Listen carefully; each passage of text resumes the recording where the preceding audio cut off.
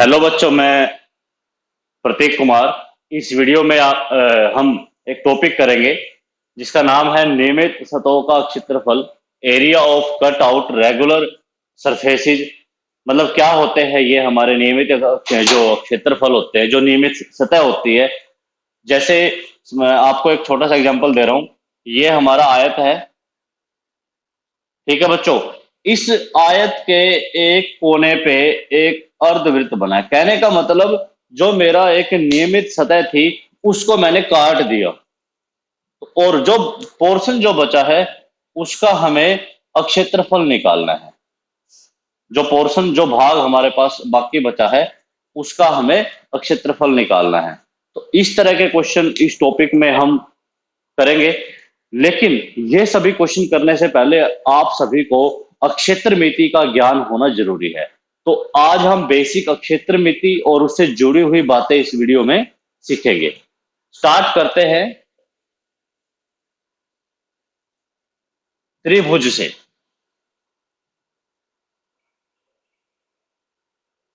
त्रिभुज किसे कहते हैं? तीन भुजाओं से बंद आकृति को त्रिभुज कहा जाता है। तीन भुजाओं से बंद होती है, क्लोजिंग थ्री साइड्स। तीन तो भुजाएं होती हैं, तीन ही कोण होते हैं किसी भी त्रिभुज में, तीन ही सिरस होते हैं। ये सिरस बताएंगे हम, ये हमारे सिरस है। और तीन ही इसमें माध्यिकाएं होती है, और तीन ही इसमें कोणों के समद्विभाजक होते हैं, और तीन ही इसमें लंब समद्विभाजक होते हैं। ठीक है बच्चों। तो हमारे पास अलग अलग तरह की त्रिभुज होती है।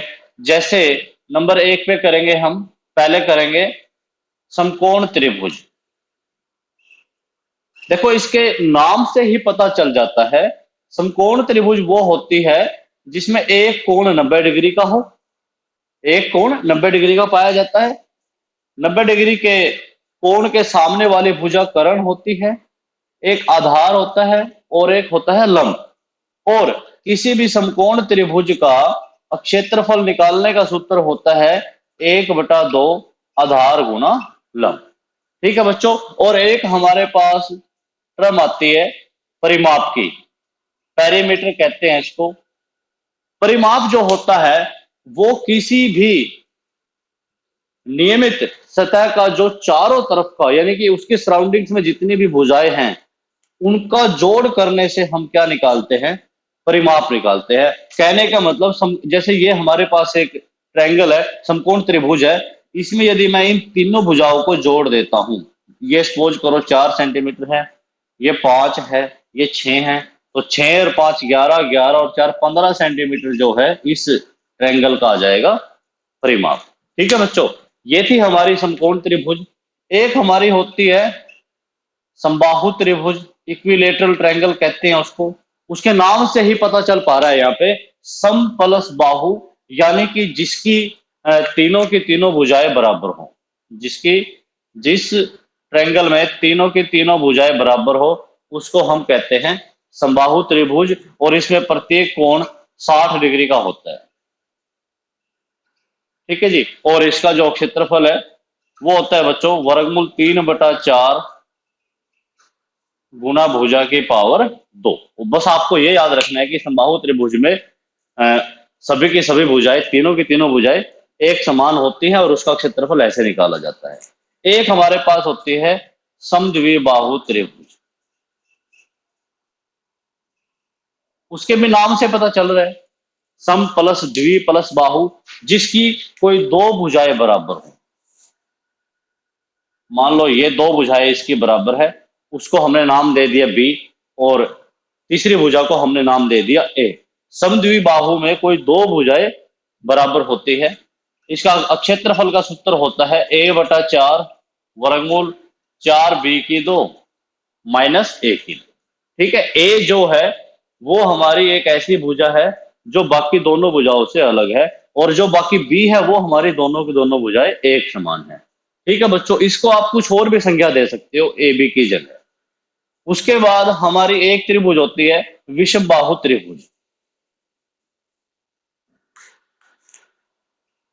विषम बाहु त्रिभुज। विषम बाहु त्रिभुज वो होती है जिसकी कोई भी भुजा बराबर नहीं होती, जिसकी तीनों भुजाएं अलग अलग होती है, जिसकी सभी की सभी भुजाएं विषम होती है, यानी कि बराबर नहीं होती। ए बी सी इसमें हमारी तीन अलग अलग भुजाएं हैं। इसका जो क्षेत्रफल है वो हम हीरो के सूत्र से निकालते हैं। हीरो के सूत्र द्वारा निकाला जाता है बच्चों। जो हीरो का जो फॉर्मूला होता है वो फॉर्मूला होता है हमारा, उसके अनुसार हम क्षेत्रफल निकालते हैं वर्गमूल। मेरी इसमें जो तीनों भुजाएं हैं उनके नाम है A B C, S, S minus A, S minus B, S minus C. यहाँ पे जो ये एस है, ये एस हमारा होता है अर्ध परिमाप। और परिमाप के बारे में मैं आपको पहले भी बता चुका हूं।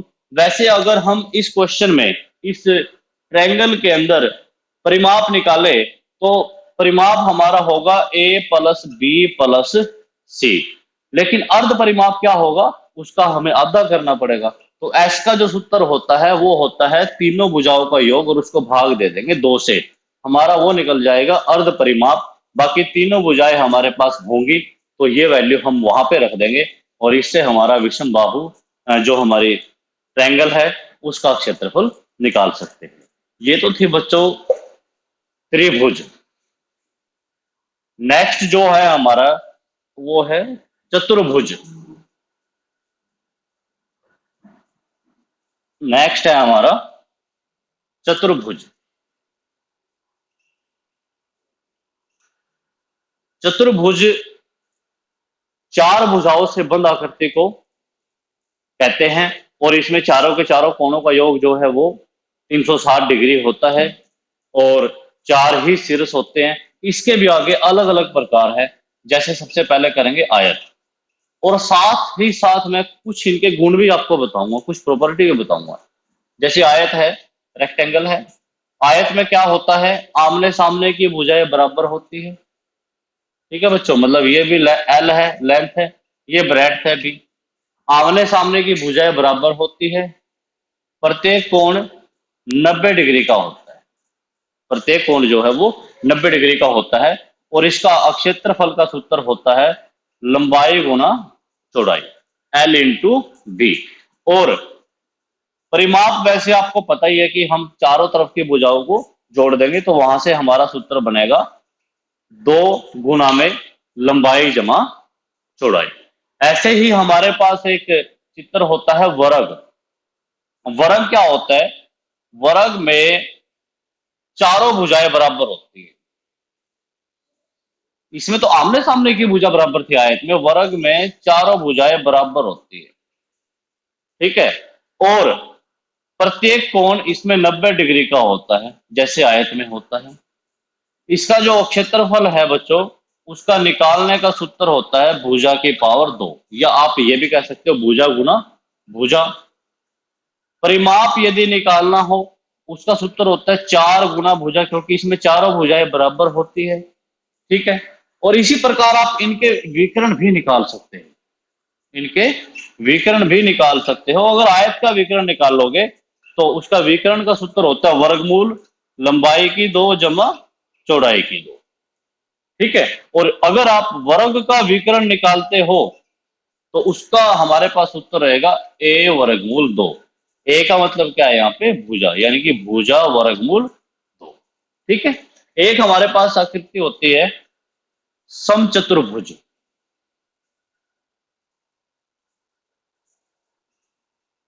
उसके नाम से पता चल रहा है जिसमें मतलब सभी की सभी भुजाएं एक समान होती है।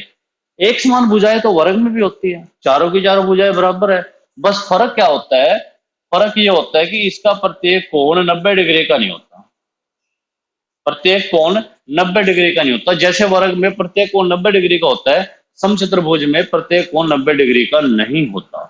ठीक है, दूसरी बात इसमें एक और होती है, इसके जो विकर्ण होते हैं ना, विकर्ण वो परस्पर समकोण पर समद्विभाजित करते हैं।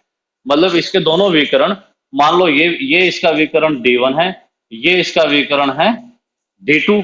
तो इसके दोनों के दोनों जो विकर्ण है वो आपस में 90 डिग्री के कोण पे काटते हैं। इस आकृति को हम कहते हैं समचतुर्भुज। ठीक है बच्चों। उसके बाद हमारे पास आता है समांतर चतुर्भुज।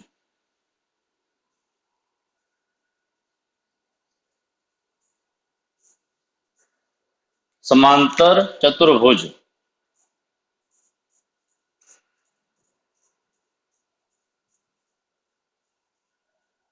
समांतर चतुर्भुज की में जो होती है हमारी, उसमें क्या क्या विशेषताएं होती है। एक तो आमने सामने की भुजाएं बराबर होती है आयत की तरह। फर्क क्या है, प्रत्येक कोण 90 डिग्री का नहीं होता। आमने सामने की भुजाएं समांतर भी होती है। ठीक है बच्चों। तो इसका ये तो आधार है और ये है इसकी ऊंचाई।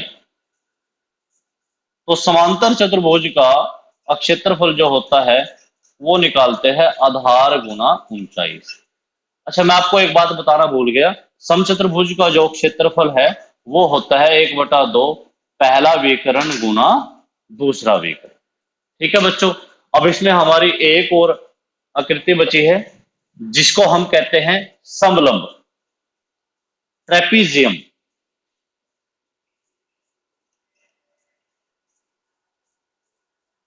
समलंब में क्या क्या विशेषताएं होती हैं। समलंब में दो सम्मुख भुजाएं समांतर होती हैं और दो सम्मुख भुजाएं असमांतर होती है। कहने का मतलब ये भुजा इसके समांतर है और ये भुजा इस भुजा के समांतर नहीं है, मतलब असमांतर है। ठीक है बच्चों। और इसमें जो ये बीच की दूरी है ये हम मान लेते हैं h। एक समांतर भुजा हमने मान ली b, दोनों समांतर भुजाओं में से a मान ली, दूसरी हमने मान ली b। तो समलंब का जो क्षेत्रफल है वो होता है 1/2 गुणा समांतर भुजाओं का योग, यानी कि a जमा b गुणा बीच की दूरी। ठीक है बच्चों। ये था हमारा समलंब का सूत्र। उसके बाद हम चलते हैं अब वृत्त पे। तो इसमें हमारे तीन ही टॉपिक है बेसिकली।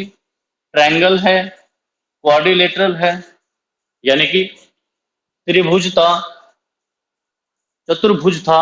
अब हम पढ़ेंगे वृत्त। वृत्त जैसा कि आप सभी जानते हो, वृत्त में एक केंद्र होता है, ये हमारी त्रिज्या। और वृत्त के दो भागों को आंतरिक मिलाने वाली रेखा को हम कहते हैं जीवा। ठीक है बच्चों। ये वृत्त का केंद्र है। लेकिन जो जीवा वृत्त के केंद्र से गुजर जाती है उसको हम कहते हैं व्यास। तो आपको ध्यान रखना है कि हमेशा व्यास जो होता है वो रेडियस का डबल होता है। यानी कि व्यास को हम लिख सकते हैं यहाँ पे 2 गुना में त्रिज्या। व्यास को लिख सकते हैं हम 2 गुना में त्रिज्या, यानी कि जो जीवा केंद्र से होके चली जाएगी उसको कहेंगे व्यास। और याद रखना किसी भी वृत्त में सबसे बड़ी जीवा जो होती है वो उस वृत्त का व्यास होता है। ठीक है बच्चों। त्रिज्या को हम r से दिखाते हैं और क्षेत्रफल का जो सूत्र है वृत्त का वो होता है पाई r स्क्वायर। पाई का मान 22/7 भी ले सकते हैं, 3.14 भी ले सकते हैं। ठीक है। और उसके बाद इसका जैसे हम आयत वगैरह में हमने कहा था परिमाप, यहाँ पे हम कहते हैं परिधि। यानी कि किसी भी वृत्त का चारों तरफ का जो रास्ता होगा, और उसका सूत्र याद रखना 2πr। ठीक है बच्चों। अब इसमें हमारे दो छोटे छोटे टॉपिक और हैं वृत्त में ही, वो है वृत्तखंड और त्रिज्याखंड। त्रिज्याखंड क्या होता है, पहले हम करेंगे त्रिज्याखंड। ये हमारा वृत्त का केंद्र है और ये हमारी वृत्त की है त्रिज्याएं। ये हमारा कोण है थीटा।